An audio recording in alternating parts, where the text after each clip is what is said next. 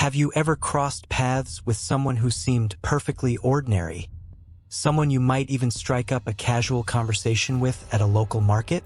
Perhaps you exchanged a few pleasantries about the weather, complimented a unique item they were selling, or simply shared a friendly smile. But what if, beneath that seemingly harmless exterior, lurked a darkness so unimaginable it would shatter your perception of reality? This is the unsettling truth behind Robert Berdella, the Kansas City butcher. Berdella wasn't a shadowy figure lurking in the city's underbelly. He wasn't a social outcast or a recluse. In fact, he was the exact opposite. In the early 1980s, Berdella arrived in Kansas City and quickly established himself as a charming and well-liked member of the community. He opened a quaint antique shop called Bob's Bizarre Bazaar, which thrived thanks to his friendly demeanor and keen eye for treasures. Customers adored him, describing him as a chatty, easygoing guy who always had a story to tell. He was known for his infectious laugh and his willingness to strike up a conversation with anyone who walked through his shop's door. This carefully crafted persona extended beyond the walls of his business.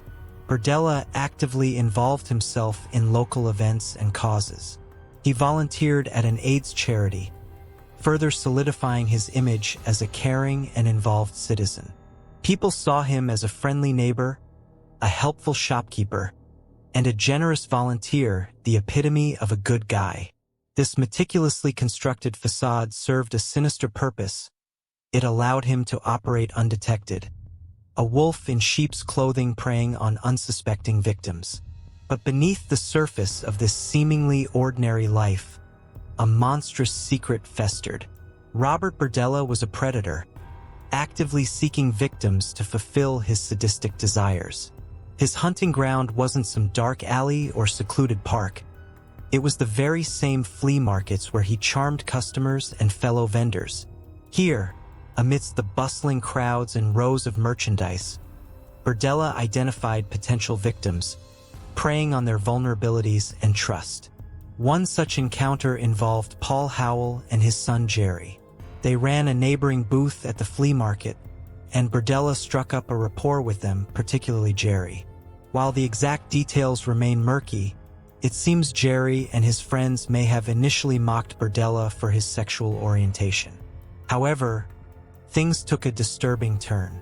Berdella later claimed Jerry confessed to being a sex worker, and an unsettling dynamic formed between them.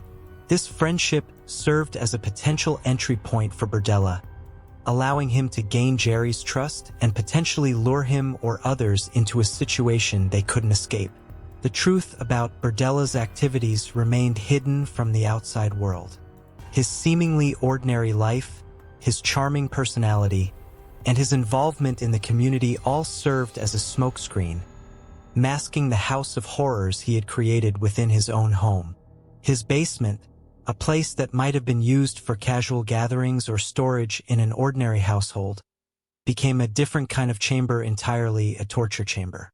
Here, the darkness Berdella kept hidden from the world manifested in its most horrific form. The basement of Robert Berdella's seemingly ordinary house held a terrifying secret. Transformed from a potentially mundane space into a chamber of horrors, it became the stage for Berdella's sadistic desires. Here, he lured young men, likely through a combination of manipulation and promises of companionship. These unsuspecting victims, drawn in by Berdella's carefully constructed facade, walked into a nightmare they could never have anticipated. Once in Berdella's clutches, their lives became a twisted experiment in human cruelty. He subjected them to prolonged torture, both physical and psychological. The details uncovered by police painted a picture of unimaginable brutality. Berdella meticulously documented their suffering with photographs and detailed notes, creating a chilling archive of his depravity. The exact extent of his crimes remains unclear. Investigators believe he murdered at least 6 young men between 1984 and 1987, though the true number may never be known.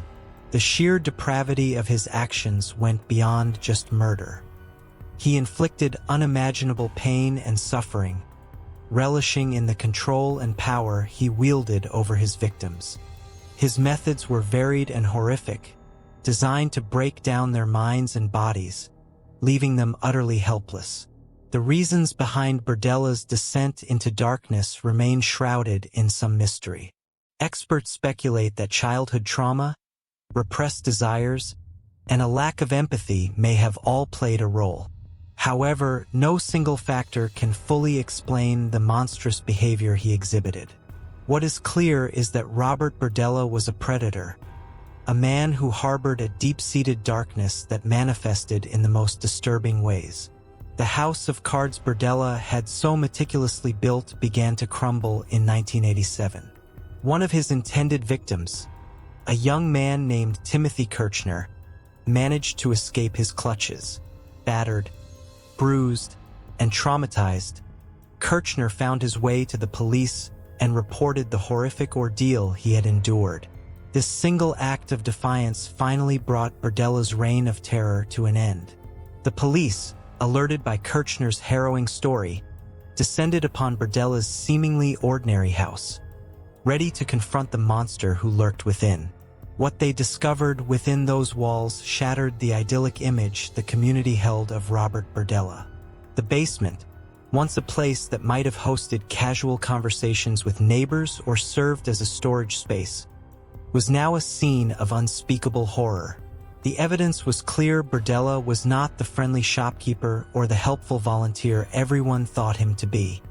He was a monster, and the physical manifestation of his crimes was laid bare before the horrified detectives.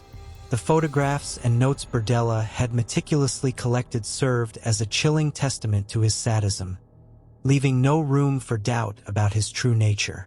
The news of Robert Berdella's arrest detonated in Kansas City.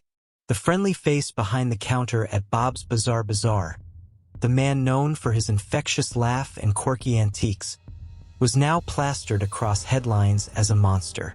Disbelief choked the city. Conversations in cafes and on porches crackled with a morbid mix of shock and desperate searching. How could they have missed the signs?